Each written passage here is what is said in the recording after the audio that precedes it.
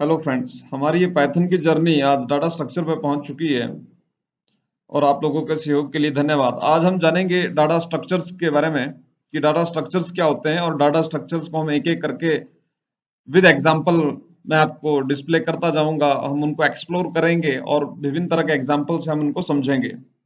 सबसे पहले बात करते हैं डाटा स्ट्रक्चर की, फिर मैं आपको बताऊंगा लिस्ट के बारे में। डाटा स्ट्रक्चर्स क्या होता है? डाटा स्ट्रक्चर्स क्या है? डाटा स्ट्रक्चर एक एक सिंगल लाइन में आप अगर समझना चाहते हैं तो data structure is a way to store and access data within computer और डाटाबेस। कि कंप्यूटर के अंदर या डाटाबेस के अंदर, सर्वर के अंदर जिस तरह से डाटा को मैनेज किया जाता है थ्रू वेबसाइट। मान लीजिए वेबसाइट से इनपुट हमने ले रहे हैं और फिर हम उसको कंप्यूटर में स्टोर कर रहे हैं, या कोई यूजर जो हमारे जब हम कंप्यूटर में डाटा रखते हैं तो उसको जो स्टोर करने का जो हमारा तरीका है, उसको सेव करने का जो हमारा तरीका है, that is also data structure. So अब इसको भाई एग्जांपल आप समझेंगे बढ़िया तरीके से। देखिए दिस पीसी है, ये एक विंडो का डाटा स्ट्रक्चर है जो एक यूजर के लिए दिया गया है कि वो किस तरह से अपना डाटा सेव कर सकता है। फॉर एग्जाम्पल ये डाटा स्ट्रक्चर का एग्जाम्पल है। हम लिस्ट के बारे में जानेंगे जो हमारा पहला है, बट मैं आपको अभी डाटा स्ट्रक्चर के बारे का एग्जाम्पल दे रहा हूं। ये देखिए यहां पर आप देख रहे हैं कि 3D ऑब्जेक्ट्स है, डेस्कटॉप का डाटा है, डॉक्यूमेंट्स है, डाउनलोड्स है। अलग अलग डाटा टाइप्स को सेव करने के लिए, अलग अलग प्रकार का डाटा को सेव करने के लिए अलग अलग फोल्डर्स बने हैं।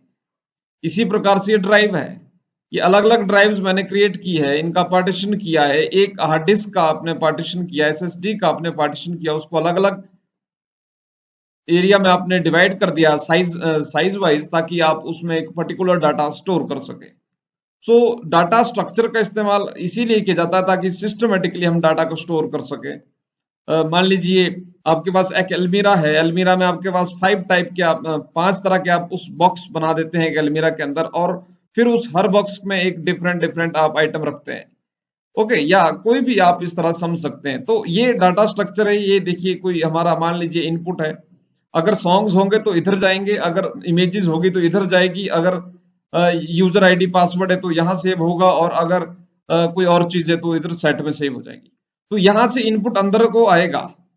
ठीक है, एग्जाम्पल के लिए बता रहा हूँ, इनपुट अंदर को आएगा और यहाँ से डिफरेंट डिफरेंट हमने पहले ही डाटाबेस के अंदर फोल्डर बनाए हैं, या आप कहें कि हमने टेबल बनाया हुआ है और उस तरह से हम उसको सेव करेंगे। एक स्ट्रक्चरल वे है किसी चीज को हमने मैनेज करने का। नहीं तो होता क्या है कि मान लो आपके पास एक ही बॉक्स है, एक बॉक्स है और उसी के अंदर आप सॉन्ग्स भी डाल रहे हैं, इमेजेस भी डाल रहे हैं, ठीक है। और या आप मान लीजिए एक बॉक्स है, उसी के अंदर आप कपड़े भी डाल रहे हैं, अपना एक्सेसरीज भी डाल रहे हैं, लैपटॉप भी डाल रहे हैं, सब कुछ एक बक्से के अंदर आपने फिट कर दिया और हर चीज वहां पे डाल दी। अब जब आपने उसको उस बक्से को, उस बॉक्स को आपने जब दोबारा आपको कोई आइटम चाहिए, मान लो आपको घड़ी चाहिए उस बॉक्स में से निकालनी है, तो वो घड़ी ढूंढने के लिए आपको बहुत सा समय लगेगा। और अगर आप घड़ी निकालने लगेंगे तो उस दौरान आपको जो बाकी सामान है उस बॉक्स के अंदर वो भी आपको कुरेदना पड़ेगा, वो भी आपको फाइंड आउट करना पड़ेगा। तो सिस्टमेटिकल तरीके से डाटा को कंप्यूटर में सेव करना, जिस तरह से हमारे रियल लाइफ में हम चीजों को मैनेज करके रखते हैं, ऑर्गेनाइज करके रखते हैं ताकि वो हमें समय पे मिले, आसानी से मिले, जल्दी मिले। कंप्यूटर में, वेब एप्लीकेशन में, सॉफ्टवेयर में भी यही चीज करनी पड़ती है। आप देखिए बहुत से सॉफ्टवेयर और वेबसाइट स्लो होती है। क्यों होती है? क्योंकि उसमें क्या होता है कि जो डाटा है वो सिस्टमेटिकली प्रॉपर तरीके से स्ट्रक्चर्स नहीं किया गया, यानी कि स्ट्रक्चर नहीं बनाया गया है ताकि वो डाटा जो है वो इजीली एक्सेस हो। समझ रहे हैं ना? अब देखिए मान लो डाटा स्ट्रक्चर की जगह आप अपने आप को रखिए यहां पर, ये आप यूजर को रखिए। अभी यूजर को यहां पर, आप यूजर ने कोई चीज एक्सेस करनी है, टपल्स एक्सेस करना है, तो वो डायरेक्टली यूजर के पास एक्सेस है, सिंगल लाइन है ये। ठीक है, एकदम से यहाँ पे ये मिल रहा है कि मान लीजिए ये तो मैं इस टपल लिखा है, मान लीजिए यूजर को इमेजेस चाहिए तो एकदम से इमेजेस मिल रहा है, सॉन्ग्स चाहिए तो सॉन्ग्स एकदम से मिल रहे हैं। अगर यही चीज अगर यही चीज आप देखिए कि अगर इसको मैं बिलो कर देता हूं और बिलो कर देता हूं, ये बिलो कर देता हूं, यहां पर मैं इसको रखता हूं, ये सॉन्ग्स में यहां रखता हूं, तो यूजर को यहां से यहां प्रोसेस होने में समय लगेगा। इसलिए डाटा को एक प्रॉपर स्ट्रक्चरल तरीके से हम रखते हैं। और इसी तरह से आप दिस पीसी के अंदर मान लीजिए अपने कंप्यूटर में जाइए और उसमें आप ये देख सकते हैं कि एक सिस्टमेटिकल तरीके से स्ट्रक्चर्स बनाया गया है। तो ये होता है डाटा स्ट्रक्चर्स। अब हम बात करेंगे डाटा स्ट्रक्चर में लिस्ट के बारे में कि लिस्ट क्या होती है, जो इनबिल्ट है। और लिस्ट का हम कैसे इस्तेमाल कर सकते हैं। तो फ्रेंड्स चलिए लिस्ट पे प्रैक्टिस करते हैं। लिस्ट लेते हैं, मैंने एक फाइल यहाँ पे ले लिया है list.py करके। सो अब यहाँ पर मैं लिस्ट ले रहा हूँ। अब देखिए लिस्ट का कैसे हम इस्तेमाल कर सकते हैं, मैं इसको एक्सप्लोर करूंगा आपके सामने और हम इसको प्रैक्टिस करेंगे। देखिए अभी यहाँ पर हमारे पास हमने लिस्ट लेना है कोई भी, आप मैं आपको प्रैक्टिकल एग्जांपल बताता हूँ। मैंने एक मेन्यू बनाना है, मान लीजिए माई मेन्यू कर दिया मैंने, या आप इसको कैटेगरी कर लीजिए। और ये हमने लिस्ट ले रहे हैं, हम ध्यान रखें ये हमारे को स्क्वायर ब्रैकेट्स के अंदर लेना है। स्ट्रिंग लेना है तो फिर ये स्ट्रिंग यूज करना है, डबल कोट्स यूज करने हैं, और अगर नंबर लेना है तो फिर आप सिंगल यूज करना है। देखिए ये कैसे इस्तेमाल होगा, ये देखिए ये मैंने किसी वेबसाइट का मेन्यू बना दिए हैं मान लीजिए, और हम इसको कुछ इस तरह से ले लेते हैं। ये मैं कोमा यूज कर रहा हूं बीच में, और इस तरह से, और यहाँ पे हम कॉन्टेक्ट ले लेते हैं। जस्ट सिंपल एग्जांपल है, और हम इसको मैं प्रिंट करता हूं, फिर आपको एक्सप्लेन करूंगा प्रॉपरली। प्रिंट किया माई मेन्यू, और ये यहाँ पर रिजल्ट आ गया। अब देखिए इसको समझते हैं। ये माई मेन्यू जो है ये एक वेरिएबल है। इससे पहले आपने वेरिएबल लिया, और उस वेरिएबल में के अंदर जो हमने डाटा जो डिफाइन किया, जो डाटा का स्ट्रक्चर जो हमने डिफाइन किया, वो इस तरह लिस्ट में डिफाइन किया। ये एक फोल्डर है, आप ये लेके चलिए कि ये कंप्यूटर के अंदर एक फोल्डर है, एक डाटाबेस के अंदर एक टेबल है, एक फोल्डर है, जिसके अंदर हमने एक और सब फोल्डर बना दिए हैं, और उन्हें हमने उसमें सेव करना है। इस फोल्डर में ये हमने विभिन्न तरह के डाटा जो स्ट्रिंग टाइप है वो हमने सेव करना है। स्ट्रिंग डाटा टाइप जैसे होम सर्विसेज, यहाँ पे नंबर भी हो सकता था, यहाँ ये भी हो सकता है, बट हमने एक्चुअल में इसको प्रॉपर सिस्टमेटिक तरीके से करना है, इसलिए मैं एक साथ सारे नहीं बताना चाहता। एक एक चीज आपको समझ आ जाए तो वो बहुत ही ज्यादा ऑप्शनों की बात नहीं है, बात है कि कम ही हो लेकिन बेटर वो समझ आ जाए। सो अभी तक आपने जैसे वेरिएबल, आपने लास्ट वीडियोस में हम मेरे देखा होगा कि उसमें क्या था कि एक वेरिएबल हम ले लेते हैं, हम ये इस तरह से वेरिएबल लेते हैं, एक सिंगल के लिए हम ले रहे हैं, और इसमें मैं नाम दे देता हूं विजय शर्मा। तो देखिए आप क्या देखते हैं, वेरिएबल क्या है कि एक कंटेन कर रहा है वैल्यू, ये एक वैल्यू है, डाटा जो टाइप है इसका वो स्ट्रिंग है, और एक वैल्यू एक डाटा है जिस जो इधर स्टोर होगा, इस कंटेनर के अंदर स्टोर होगा, ये वेरिएबल है, ठीक है। अब यहां पर आप देख रहे हैं कि यहां पर मैंने मल्टीपल स्ट्रिंग्स लिए हैं, समझ रहे हैं ना आप। तो एक मेरे पास बॉक्स है, एक अलमीरा है, उसके अंदर मैंने डिफरेंट डिफरेंट यहां पर बॉक्सेस बना दिए, ये है लिस्ट। और दूसरी बात, हर लिस्ट इसको आप एक्सेस कर सकते हैं, तो इतना समझ गए होंगे आप। ये फर्स्ट नेम सिंगल, और ये माई मेन्यू के अंदर लिस्ट के अंदर मल्टीपल मैंने डाटा सेव किया। आप इसको एरे भी बोल सकते हैं, एरे जैसे एरे अदर प्रोग्रामिंग लैंग्वेजेस में है वैसा ही इसमें ये पाइथन के अंदर लिस्ट है। और ये एक बड़ा बॉक्स है, उसके अंदर ये छोटे छोटे मैंने 4 बॉक्स बना दिए हैं। ओके, सो ये लेके आपने चलना है। तो अब हमने इनको वन बाय वन हमने इटरेट करना है। इटरेट का मतलब होता है एक एक करके उनको काउंट करना, या एक एक करके उनको गिनना, या मतलब कोई लिस्ट है उसको एक एक करके आएगी वो चीज। लिस्ट है तो एक एक करके आएगी, एक ही चीज है तो एक ही बारी आ जाएगी, वो लिस्ट नहीं बनी उसमें। ओके, तो अब देखिए हम इसको रिजल्ट डिस्प्ले करेंगे, फिर आपको प्रॉपरली ये समझ आएगा। देखिए मैं इसमें फोर लूप का इस्तेमाल करूंगा और हम इसको प्रॉपर समझेंगे। देखिए पहले हम इसको, ये मैं एक वेरिएबल ले लेता हूं आइटम करके, फॉर आइटम इन। अब हम यहाँ पर एक बिल्ट इन फंक्शन का इस्तेमाल करेंगे जो है एन्यूमरेट। एन्यूमरेट करना, कोई लिस्ट है उसको लिस्ट वाइज ही दिखाना, ठीक है। और ये एन्यूमरेट करना है, मैंने क्या करना है, माई मेन्यू, और ये यूं। अभी इसमें और मैं आपको चेंजेस बताऊंगा प्रॉपरली, देखिए आप। और ये मैंने माई मेन्यू एंटर कर दिया। अभी तक जो आपने डिस्प्ले की थी लिस्ट, वो इस तरह से हॉरिजॉन्टली आपके पास आई थी, विद स्ट्रिंग आई थी, लेकिन अब हमने इसको एन्यूमरेट कर दिया है, यानी कि इसको और इटरेट कर दिया, जो पहले से इटरेट है। इटरेट मतलब एक एक करके, ये 1 2 3 4 ये ऐसे लिस्ट वाइज है, ठीक है, इसके अंदर। और ये क्या करता है, ये एक एक को इटरेट करता है, यानी कि एक एक को वो डिस्प्ले कराता है माई मेन्यू करके। हम इसको रन करते हैं, फिर देखते हैं। आप देख सकते हैं कि हम एक एक करके ही उसको, जितना भी जो लिस्ट है उसको हम दिखा पा रहे हैं। अब देखिए यहाँ पर थोड़ा सी प्रॉब्लम है। प्रॉब्लम ये है कि हमने जो है वो जो पूरा जो लिस्ट है हम उसको दिखा रहे हैं, हमने यहाँ पर दिखाना है, एक सेकंड, आइटम हमें यहाँ दिखानी है एक एक करने के लिए। ये हमने यहाँ सिलेक्ट किया और फिर इसको मैं रन करता हूं, तो आप देखिए ये इस तरह से हमें शो कर रहा है आइटम का जो नाम है, और जो ये जो 0 1 2 3 लास्ट में आ रहे हैं ये हमारे इंडेक्स वैल्यू है। ठीक है, ये इसका सिस्टम नहीं है बट फिर भी मैं इसको आपको बता रहा हूं इस तरह से। फिलहाल ये 1 2 3 करके इसका इंडेक्स आ रहा है। सो अब हमने क्या लेना है, ये इंडेक्स को हमने अगर आउटपुट में लेना है तो हम वैसे ही लेते हैं। यहाँ पर हम इसकी जो डिस्प्ले है उसको और बेटर करेंगे।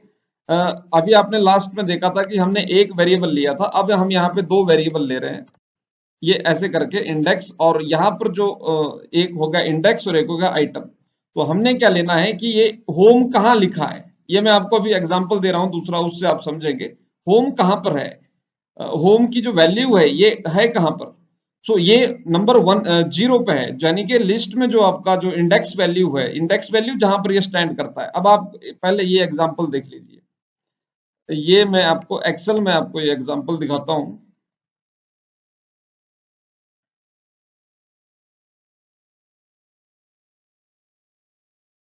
आपने कभी एक्सेल यूज किया होगा तो आप ये देखते हैं प्रोडक्ट लिस्ट में यहाँ पे बना रहा हूँ, मान लीजिए मैं यहाँ पे लैपटॉप बना दिया और यहाँ पे मैं मोबाइल बना रहा हूँ, यहाँ एक और आइटम ऐड कर देता हूँ, ड्रोन ऐड कर देता हूँ। ठीक है, अभी आप देखिए कि ये लैपटॉप किधर है, लैपटॉप की जो इंडेक्स वैल्यू है वो है E5। समझ रहे हैं ना आप, ये है लिस्ट, ये लिस्ट है, ये प्रोडक्ट लिस्ट है। ठीक है, इसको मैं एडिट कर सकता हूँ, इसमें चेंजेस कर सकता हूँ, और यहाँ पे हम प्राइसेस सेट कर सकते हैं किसी भी आइटम के। मान लीजिए यहाँ पर 500 है, ये मैं इस तरह से सेट कर सकता हूँ। तो 500 कहाँ लिखा है, F5 के अंदर, यानी कि F कॉलम में 5th नंबर रो है।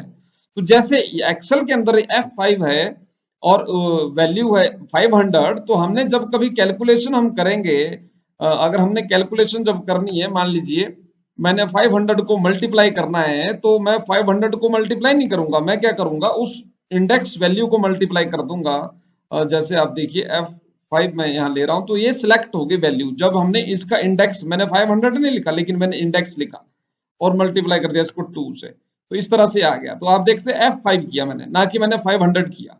और तब ये चीज यहाँ पर बिल्कुल ऐसे ही है, समझने के लिए मैंने आपको एक्सेल का एग्जांपल दिया। ये देखो, ये जैसे वहां पर था C5 F5, ऐसे यहाँ पर है 0 1 2 3। प्रोग्रामिंग में या पाइथन में आप देखें कि कंप्यूटर में 0 से ये चीज चलेगा, 0 पहली वैल्यू है। ठीक है, 0 खाली नहीं है, प्रोग्रामिंग के अंदर, कंप्यूटर के अंदर 0 ये शुरुआत है, पहला नंबर है, और यहां से 1 है 2 3। ओके, मेन्यूज कितने, 4 है, लेकिन काउंट कहां से हो रहे हैं, 0 से। सो 0 क्या है, इसकी इंडेक्स वैल्यू है, और ये सर्विसेज है। तो इसीलिए यहां पर आप देखते हैं जो आउटपुट हमने डिस्प्ले किया उसमें 0 जो है हमारे पास आउटपुट है। नाउ अब हमारे ऊपर डिपेंड करता है कि हमने उसको कहां से दिखाना है। पहले हम ये दिखा लेते हैं, ये हमने एफ स्ट्रिंग के अंदर मैं ये लेता हूं, और यहां पर मैं यहाँ पे लिख देता हूं इंडेक्स, इंडेक्स वैल्यू, और फिर हमने करली ब्रैकेट लगा के वो जो ऊपर जो इंडेक्स और आइटम का वेरिएबल लिया है यहाँ पर हमने उसको प्रिंट करना है, यहाँ पे हमने उसको प्रिंट करना है करली ब्रैकेट्स के अंदर, ताकि वो सिस्टमेटिकल तरीके से आए ना आपको, मतलब देखने में हमें आसानी हो। इंडेक्स ले लिया, आइटम ले लिया, एंड अब हम इसको एनुमरेट करेंगे। सो अब आप डिस्प्ले देख रहे होंगे यहाँ टर्मिनल में, ये आप देख रहे हैं कि ये 0 पे आ रहा है, 1 पे आ रहा है, 2 पे आ रहा है, 3 पे आ रहा है। दैट्स ग्रेट, नो प्रॉब्लम, ये हमारा जो हम चाहते थे ये हो गया। नाउ अब हमने, अगर हमने एनुमरेशन में हमने क्या होता है, एक होता है रेंज, एक रेंज में आपने देखा कि एक फिक्स्ड वैल्यू है जहां से 1 2 3 चलेगा, वो तो किसी भी आइटम को इटरेट करेगा एक पर्टिकुलर वेरिएबल के अंदर जो चीज है। लेकिन जो एनुमरेट है, ये जो पहले से इटरेट चीजें हैं उसको वो स्टेप बाय स्टेप दिखाएगा, उसमें एक रेंज है और इसमें एनुमरेशन है। जब भी हमने लिस्ट में आइटम दिखानी है, डिस्प्ले करवानी या हमने कैलकुलेट करनी है, तो हम एनुमरेट फंक्शन का इस्तेमाल करेंगे, ये भी एक बिल्ट इन फंक्शन है। सो यहाँ पर हमने, यहाँ पे हम दे सकते हैं कि हमने शुरू कहाँ से करना है। फॉर एग्जाम्पल हम इसको ये देते हैं कि स्टार्ट, जैसे हमने स्टार्ट यहाँ पे किया, स्टार्ट करा देंगे इसको हम 1 से, या हमने कैलकुलेट ही इसको 1 से कराना है तो हम 1 कर देंगे और फिर मैं रन कर रहा हूं। तो आप देखिए जो होम का जो इंडेक्स वैल्यू है वो 1 हो गया। हमने यहाँ पर इसको रीडिफाइन कर दिया, हमने इसको चेंज, इसीलिए हमने बोलते हैं जो लिस्ट होती है म्यूटेबल होती है। म्यूटेबल का मतलब है उसको मॉडिफाई किया जा सकता है, उसमें चेंजेस किए जा सकते हैं। इटरेट का मतलब होता है एक एक करके कोई चीज को करना, ठीक है। और जो इटरेट है ऑलरेडी, यानी कि जो ये इटरेट है, इटरेट मतलब एक एक करके जो है, होम सर्विसेज अबाउट अस एक एक करके, तो ये जो इटरेट है उसको इटरेट कर रहा है। ओके, सो इतना हो गया। अब हम इसमें क्या क्या चीजें कर सकते हैं, देखिए आप, माई मेन्यू मैंने लिया। अब ये मेथड्स है, ये आपको यहाँ मिल जाएंगे, आप ये इनको प्रैक्टिस कर सकते हैं। मोर ऑन लिस्ट में, आप लिस्ट में आप क्या क्या कर सकते हैं ये पूरी डिटेल है यहाँ पे, और विद एग्जांपल है, ये आप कर सकते हैं। लेकिन मैं आपको प्रैक्टिकल एग्जांपल्स दे रहा हूँ यहाँ पर जो एक्चुअल में रियल लाइफ में यूज होता है। सो उसी लिए हमने माई मेन्यू मैंने यहाँ पे बनाया। अब यहाँ पर हम इसके साथ क्या क्या चीजें कर सकते हैं, देखिए माई मेन्यू डॉट अपेंड। अगर अपेंड का मतलब है हमने उसमें कुछ ऐड करना है, ठीक है, हमने एक और मेन्यू ऐड करना है। मान लो यहाँ पर हमने ऐड करना है, क्या ऐड करें, हम करते हैं ऐड ब्लॉग। ये मैंने ब्लॉग ऐड किया, अपेंड कर दिया। इनके ये अपेंड एक फंक्शन है, इनबिल्ट है ये भी। हमने इसको अपेंड ये यहाँ पर कर देते हैं रन, और फिर हम देखते हैं कि 5वें नंबर पे हमारे पास ब्लॉग आ गया। ठीक है, ये तो हो गया एक चीज। इसी तरह से अगर हमने एक और ये करना है, अब मान लीजिए कोई पर्टिकुलर बीच में आपको कोई मेन्यू लाना है, जैसे मान लीजिए हमें लाना है कोर्सेज। सो ये मैंने वेरिएबल लिखा, यानी कि वो डब्बा लिया और उस डब्बे के अंदर, वो बॉक्स के अंदर हमने वो चीज रखनी है। जैसे अब देखिए यहाँ पर माई मेन्यू डॉट, यहाँ पे हम कर देते हैं इंसर्ट। हमने यूज करना है इंसर्ट में, हमने जिस पोजीशन पे इसको लेना है वो हमने ऐड करना है ऑब्जेक्ट, और स्ट्रिंग हमने ऐड करनी है। जैसे हमने, मेरे को चाहिए दूसरे नंबर पे, ठीक है, और इधर मैंने इसको ये दे दिया कोर्सेज, ये करके, और फिर यहां से हमने इसको रन करते हैं, देखते हैं जरा। ये देखिए थर्ड नंबर पे आ गया। अब आप बोलेंगे जी थर्ड पे क्यों आया, अब वैसे मैं आपसे पूछ रहा हूँ कि थर्ड पे क्यों आ रहा है ये। ओके, तो थर्ड पे इसलिए आ रहा है क्योंकि ये 0 है, ये 1 है और ये 2 है, यानी कि तीसरे नंबर पे ये इसका 2 शुरू होता है, क्योंकि मैंने आपको बताया कि इंडेक्स वैल्यू जो है वो 0 से है। सो यहाँ पर ये 3 में दिखा रहा है, बट हमने अगर इसको स्टार्ट, हम बाय डिफॉल्ट इसको इधर से हटा देते हैं और 0 से हमने शुरू करना है ये ऐसे करके। तो आप देखिए ये चीज जो कोर्सेज है नंबर 2 पे आया, ये 0 है, ये 1 है, और उसके बाद हमारे पास जो है कोर्सेज आ गए। ठीक है, लेकिन अगर हम इसको स्टार्ट इधर दे देते हैं, तो आपने ये फर्क देख लिया। अगर हम इसको स्टार्ट दे देते हैं यहाँ पर कि भाई स्टार्ट 1 से करना है, सो फिर जब हम रन करेंगे तो आप देखते हैं कि कोर्सेज हमारा थर्ड पे आ रहा है, और होम सर्विसेज ये देखिए इस तरह से हम अपेंड कर सकते हैं। और फिर अगर कोई डिलीट करना है, अगर हमने कुछ डिलीट करना है यहाँ पर, या हमने उसको हटाना है माई मेन्यू से, जैसे माई मेन्यू डॉट, यहाँ पे ये सारे मेथड्स है जिनका हम इस्तेमाल कर सकते हैं। ये सिंपल ऑप्शन है, इसको आप प्रैक्टिस कर सकते हैं। एक्सटेंड करना है, काउंट करना है, कॉपी करना है, क्लियर करना है, इनके सारे जो डिटेल्स जो क्लियर कर देनी है। हम रिमूव की बात करते हैं, रिमूव हमने करना है अगर किसी को कोई मेन्यू को, तो देखिए हमने यहाँ पर जैसे मान लो अ, हम क्या रिमूव करें, इसमें कॉन्टैक्ट हम मूव करते हैं, CONTACT, ओके, और ये हम ऊपर रन करते हैं तो देखिए यहाँ पर जो हमारे पास मेन्यू जो दिखा रहा है वो 3 ही दिखा रहा है। अभी कोर्सेज का जो है हमने वो यहाँ पे बंद कर दिया, यानी कि वो हमने कमेंट किया हुआ है, तो इसलिए वो कोर्सेज नहीं आ रहा है। सो ये ऐड करने के लिए अगर स्पेसिफिक पोजीशन पे ऐड करना है, स्पेसिफिक पोजीशन यानी कि नंबर 2, 3 कौन से इंडेक्स वैल्यू पे आपने करना है, क्योंकि इंडेक्स वैल्यू चेंज होती रहती है। यहाँ पे देखा आपने ये इंसर्ट है, ये मैंने राइट क्लिक किया ना, इंसर्ट पे क्लिक किया, वो इंसर्ट सेल डाउन। अभी देखिए वो उधर मोबाइल 6 नंबर पे ना, ये 7 पे चला जाएगा। ये मैंने इंसर्ट किया, ये देखिए मोबाइल नीचे 7 नंबर पे चला गया, ये 6 नंबर खाली हो गया। तो यहाँ पर भी ऐसा ही किया था कि 2 नंबर पे जो है वो कोर्सेज ऐड हो जाए और जो बाकी डाटा है वो पुश हो जाए। ठीक है, तो ये है तरीका फ्रेंड्स की कैसे हम इसमें लिस्ट का इस्तेमाल कर सकते हैं। इसी तरह से कुछ स्पेसिफिक आपने चीजें करनी है, ये सारे मेथड्स है जो आप इस्तेमाल कर सकते हैं। माई मेन्यू करना आपने, फिर डॉट लगाने के बाद जो आपके पास मेथड्स आ रहे हैं वो ये सारे हैं। ठीक है, और इसी तरह से यहाँ पर है। सो यही है, इनका एक्सप्लेनेशन लिखा हुआ है, ये आप ज्यादा और इनकी जानकारी ले सकते हैं। मैंने एक आपको एग्जांपल दे दिया कि कैसे आप इसका इस्तेमाल कर सकते हैं। सो आई होप यू अंडरस्टैंड कि लिस्ट का क्या इस्तेमाल है। लिस्ट आपको मैं दोबारा एक बार और एक्सप्लेन कर दूं कि लिस्ट जो है हमारे डाटा को सेव करने का एक तरीका है, कंप्यूटर के अंदर डाटा को स्टोर करने का। ओके, एक डाटा स्ट्रक्चर है। डाटा स्ट्रक्चर हम जब बोलते हैं तो एक सिस्टमेटिकल मेथड की बात हो रही है, एक सिस्टमेटिकल तरीके की बात हो रही है जब स्ट्रक्चर शब्द का इस्तेमाल किया गया है। और उसमें हर एक चीज का एक अलग अलग बॉक्सेस है कि अगर चीनी रखनी है तो चीनी का डिब्बा अलग से है, चाय पत्ती का अलग से होगा, और नमक का अलग से बॉक्स बना है। वो आपने देखा होगा जिसमें बहुत सारे मसाले रखते हैं, उसमें अलग अलग बना हुआ हो नमक किधर रखना है और वो चीज किधर रखनी है, ताकि जो जब वो काम एक्चुअल में प्रैक्टिस में जब वो क्रिया करने लगे वो सॉफ्टवेयर, या वो जब वो चीज बनने लगे, तो वो कंफ्यूजन ना हो, वो जो कुक है या जो बना रहे हैं उनको कंफ्यूजन ना हो, उसको वो चीनी की जगह वो नमक की जगह चीनी ना मिला दे और चीनी की जगह नमक ना मिल जाए। तो इसलिए डाटा जो स्टोर करते हैं डाटाबेस के अंदर, जब कोई रियल सॉफ्टवेयर होता है या वेब एप्लीकेशन होती है, तो वो जरूरी होता है। आपने देखा हो कहीं आप ईमेल आईडी या ऐड करते हैं या अकाउंट बनाते हैं, तो वो गलत यूजर आईडी और पासवर्ड उस बंदे का उसी के फोल्डर में सेव होना चाहिए जो हमने उसको डिफाइन किया है, जो क्रिएट किया है। सो ये लिस्ट है। और लिस्ट के बारे में आपने जानना होगा तो मैं नेक्स्ट इसमें वीडियो में बताऊंगा। उसमें आप यूजर इनपुट भी ले सकते हैं जिसको हम स्टोर कर सकते हैं। लिस्ट वाइज जो भी यूजर इनपुट करता रहेगा हम उसको एज अपने जो डाटाबेस या जो फोल्डर है उसमें हम स्टोर करते रहेंगे, जैसे वेबसाइट में अगर इनपुट देता है। तो I hope you understand list. और इसमें ये हमारे पास एक बेटर बेस्ट एग्जांपल था मेन्यू का, कि आप मेन्यू में हम चीजें ऐड कर सकते हैं, इसमें हम इसको इटरेट कर सकते हैं और वेरियस वे हम इसको डिस्प्ले कर सकते हैं मेथड्स का इस्तेमाल करके। Thank you very much.